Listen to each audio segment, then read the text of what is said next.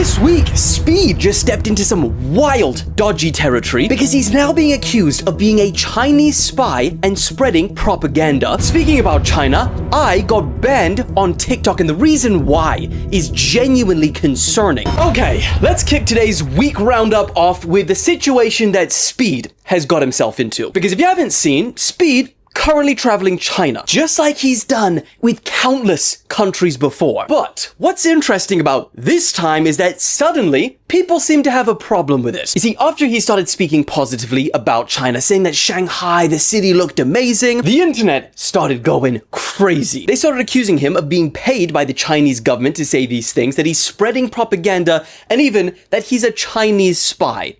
Speed. A spy.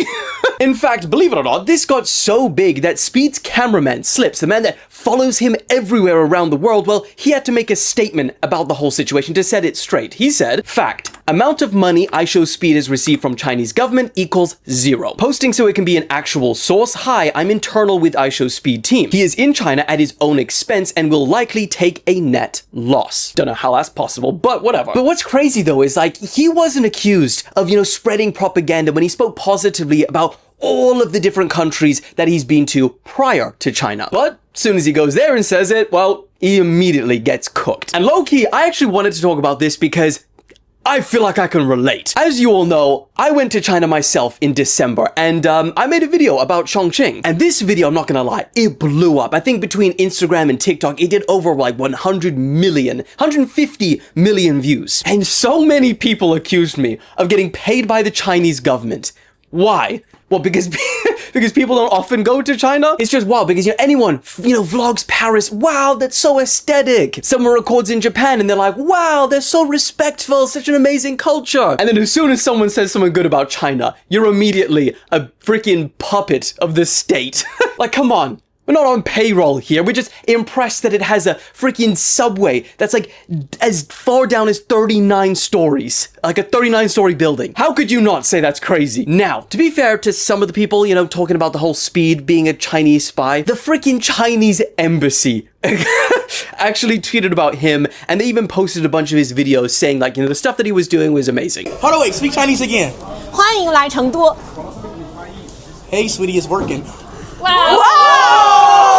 Hey, bro, I speak Chinese. So yeah, on that front, it's pretty insane that you got the Chinese government, big up Speed. But I think that has more to do with how insanely popular he is rather than it being a Chinese spy sort of thing. I mean, for example, he signed up to China's version, Douyin, of TikTok, and within just 4 days, he had over 1 million followers. In fact, yesterday's stream, he had 1 million people watching on their YouTube version. I think it's Bilibili or some shit. But the wildest part about all of this, and I don't even think Speed even realizes it, but he's actually just stepped into some crazy territory. Not necessarily because of anything that he said, but more of like what he's shown. Because for decades, there's been this giant wall of propaganda separating China and the West. Both sides painting each other out as the bad guy. But now, partly because of social media, you got creators like Speed walking straight through that wall and essentially showing the world and saying to them, yo, this is what I'm seeing. And that breaks down everything. It doesn't matter if you're pro-China, anti-China. When someone just shows you a raw, unfiltered reality, it messes with everyone's narrative. And that's partly why people are kind of freaking out about this whole situation, because in just a few hours of live streaming, Speed has accidentally done more to challenge propaganda than most politicians have done in years. And that's pretty freaking powerful. In fact, I'm gonna say it. I mean, the misconceptions I had before going to China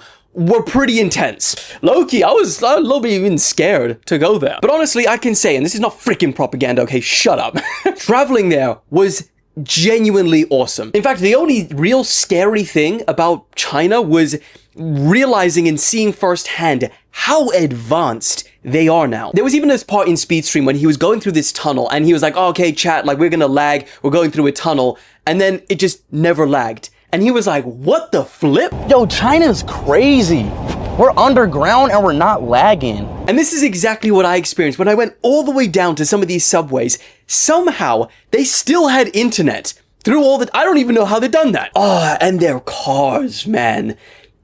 Ugh. I mean, it's no secret, they have become the biggest producers and exporters of cars in the world now. You should see the graph. It is insane. And Speed went in arguably one of their best cars, the Xiaomi. But I've got to tell you, like, they have got so many different ones of these. Elliot and I had to make a 2-part series TikTok because we couldn't fit them all in one. And look, Elliot, he's a Tesla owner, so like, if anything, he's biased towards them. But even he said the cars that we drove in China are just so much more advanced than like anything we've experienced from Tesla. And the reason you don't even really see them around, especially if you're in America, is that there's like 100% plus tariffs on all of them. And if those things were taken away, a lot of car experts say they would come in and destroy. BYD's new factory is the size of San Francisco. Yeah, now this is starting to sound...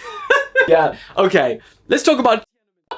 freaking angering both sides now. No, but on a real note, like, some people act like admiring a country is the same as co-signing their government. You can appreciate a country without agreeing with their politics. I can say Dubai is futuristic without agreeing with their laws. I can say Chongqing blew my mind while also acknowledging Chinese censorship, and I wouldn't even be able to do my job if I lived out there. My standard of living would probably be better if I moved to China. Humans are complex. Places are nuanced. But the internet just wants everything. Black or white. You're a spy or you're not. So yes, it is possible for Speed to appreciate China without being paid by the government to do so. But then you can also acknowledge that Chinese spies do exist, and Chinese propaganda can be pretty rampant. Anyway, I can talk about this for too long, but point is, that's the story about Speed. Let's move on. Because also, in this 100th video special, I'm not sure if you guys saw, but I freaking got permanently banned on TikTok this week. 100% serious. And they banned my ass at 14.9 million followers.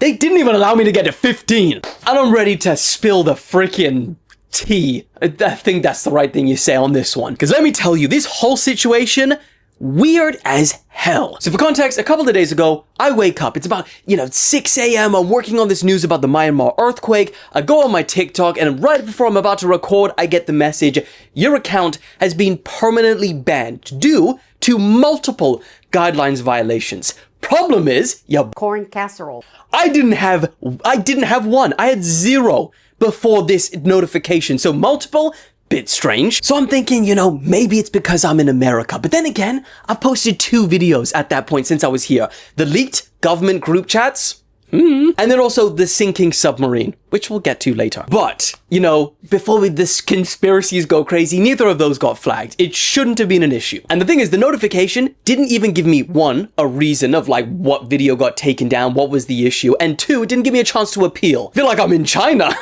So, long story short, hours upon hours, as you'd imagine, of stressing, like this is my whole career, just getting taken away. But eventually, I got in contact with someone. They said, don't you worry, we'll get your account back for you. Once I do, I log on, and this is what I see. Every single one of my videos got a community guideline strike. Every single one. And that's what it must have meant about multiple. How about you just rearrange every guideline possible you've violated? How's that possible? Yeah, it's pretty freaking weird. I don't know what was going on, but what we do know is that, what this means is that it wasn't a hack. That's what a lot of people said. This was in fact a moderation issue at TikTok. But if you think about it, what does that even mean, seeing all of this crap? For me, it's 2 options: human error or machine error. If it's machine error, then it's scary to know that their AI has the permission to unilaterally ban large, verified accounts without any human checks. That's crazy. And then on the other hand, if it was human error, 1, let's just freaking pray it was error. What option is there to click to say every video is community guidelines struck? Maybe the human one's more terrifying. I don't even know. Point is, they're both as bad. But the craziest thing about all of this, Daily Mail. They put aside the rivalry for a day to post about it and say, free Dylan Page. Like I was locked up with some shit. And, felt kind of weird, I'm not gonna lie, Daily Mail. Don't you be nice to me again, alright? I'm sorry, Daily Mail. I love you, thank you, but I hate you. I hate you and what you stand for.